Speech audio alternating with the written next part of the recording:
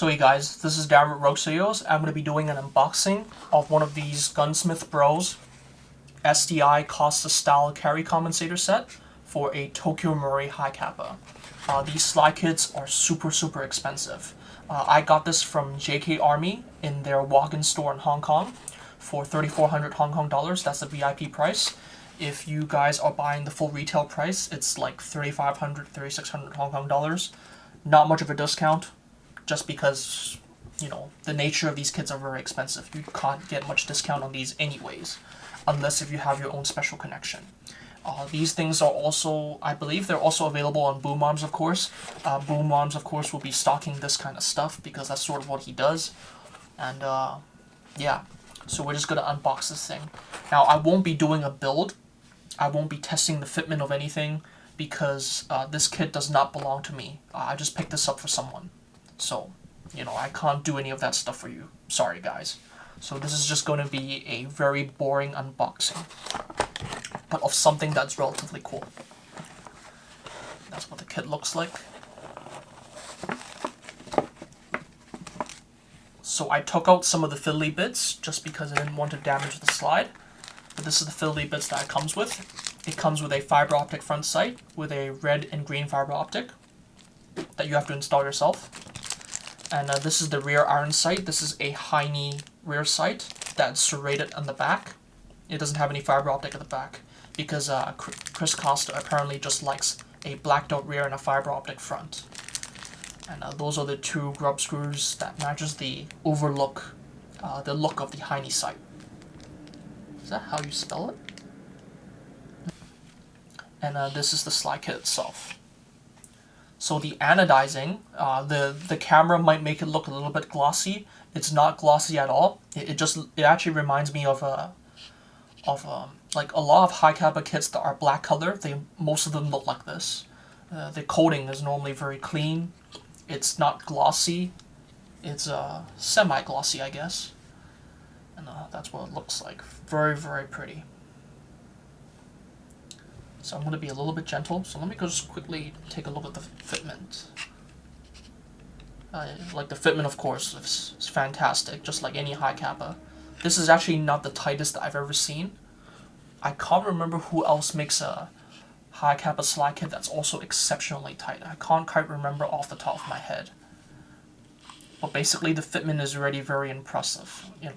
As with most Hi-Capa kits, most of them are very tight. Okay, so it comes with a guide rod. Not entirely sure if this is steel, so let's just quickly test that. Oh, it is a steel guide rod. Can it be disassembled? Yep, it's the kind where you screw open like that. I really don't like these kinds of guide rods. I'm not entirely sure why these things are so popular in the Hi-Capa world. Never really quite liked this design. But people don't like the spring plugs either. Not entirely sure if it's because it's like an old style way of disassembling a Hi-Capa or a 1911. But I don't really care too much about it, other than the fact it's hard to disassemble. So this is the spring plug that it comes with. Well, that's absolutely adorable. So this thing is not steel. This is clearly aluminum because it's very lightweight. Now taking this part off, I'm not entirely sure how this actually works. Oh, it's just like a normal barrel. Oh, so that's the comp. So can it be taken apart? Is this one piece? Oh my god, is this one piece? So I don't think it is. So wait, let me take a closer look. I don't really know. Wait, my eyes are not very good, so I can't exactly see if this is one piece or not. But at first glance, if you look very closely,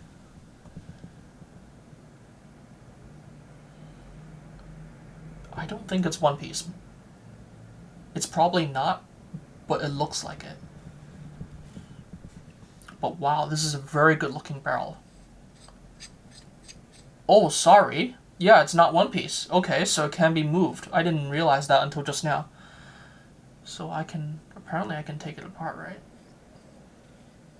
Okay, you know what? I'm not gonna move this too much, is because this doesn't. Again, this kit does not belong to me. Okay, that's interesting. So this, I know this part's steel.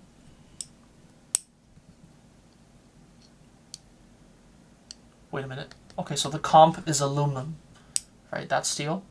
That's not steel. The only reason why it's sticking is because there's steel underneath it, right? That and that is different. But the rest of this outer barrel, the general outer barrel itself, is all steel. That's very nice. So you can look at the fluting done to the chamber.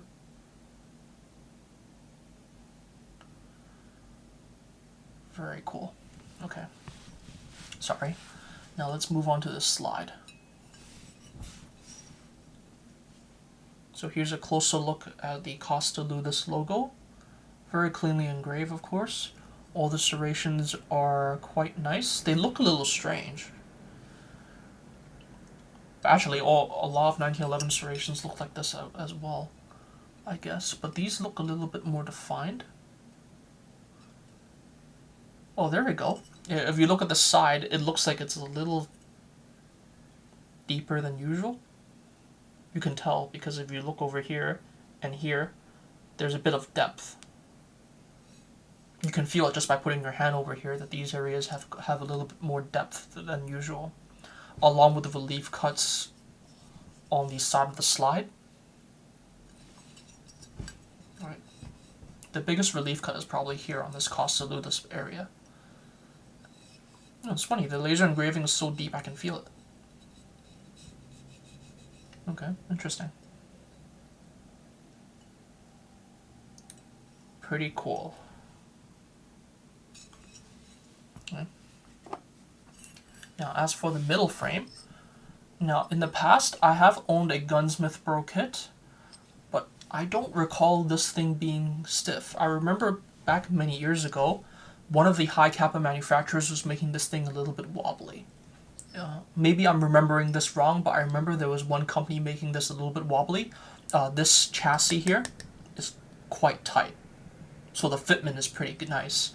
And you'll notice that when you look at this from an angle, it's sitting a little bit deeper into the chassis itself. So it's not perfectly flush with the top, which is a good thing, because this area doesn't need to be flush.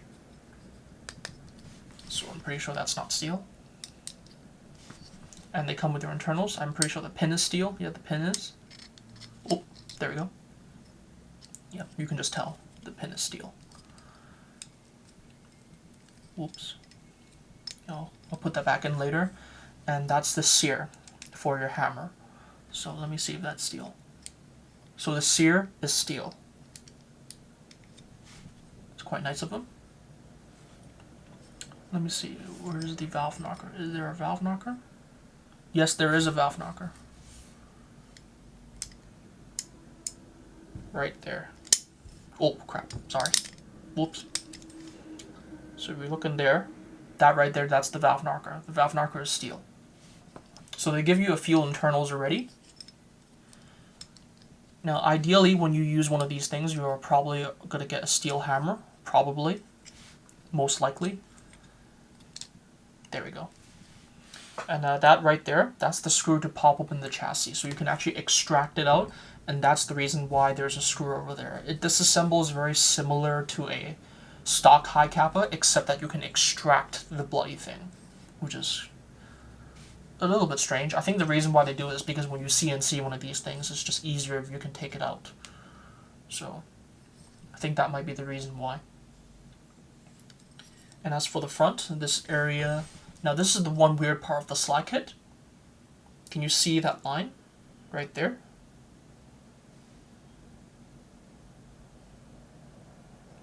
Not sure if that's normal, but that's not a big deal. STI International. Alright, all this is very cool. So I can't test this Picatinny rail area for you, is because I'm worried I might scratch it. All the lights I have now have metal mounts, so I might scratch it if I try to install one, but you can install one if you want. If you end up getting one of these slide kits. Oh, this area here is very beefy. Jesus. It's been a long time since I've held a Hi-Capa middle frame. These areas are always so beefy. Yeah, so this is where your grip goes over here, and that's where you screw it in to secure it. Okay. Very nice. So now I'm going to put the kit back, just because. See this, that fitment, look at that. That's the one thing I am a little bit jealous every time I build a Glock, is that there are not too many Glock hybrid kits. Like, there are some, but not many. And when there are some, it's normally hard to find. Like the detonator, like the Airsoft Surgeon one, right? Those are long gone. Those are like hard to find. Oh, actually, the detonator one you can still buy. I know that for sure. But it's just a tiny bit hard to find. And I'll show you the rest of the stuff. So this is a Gunsmithbros STI magwell. There are probably other companies making this because it's just a magwell. That's the pin. Is this steel? Nope. That's the magwell. Oh, interesting. So they actually have a cutout here for you to yank the magazine, I guess. This is actually one of the smaller magwells that I've ever seen for Hi-Capa. This is actually quite tiny. Quite nice. Quite a lot. There's a lot of like curves and different curves to it, which is quite nice. Okay. So that's basically it for the video. Very boring, but maybe there were some areas that made you a little bit interested in the kits like this. It's so hard to just take very good care of these kits, because these things are just... Please don't ask me to get a kit for you, okay? Because I don't have any connections. I just walked into a store and I bought it, that's all.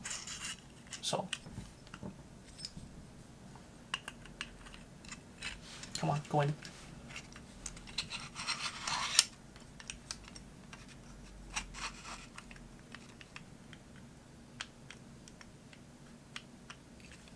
Ah, damn it. Okay. Okay, so I'm just going to end the video here because I can't put it back yet. Anyways, guys, that's it for the video. Hope you guys enjoyed it.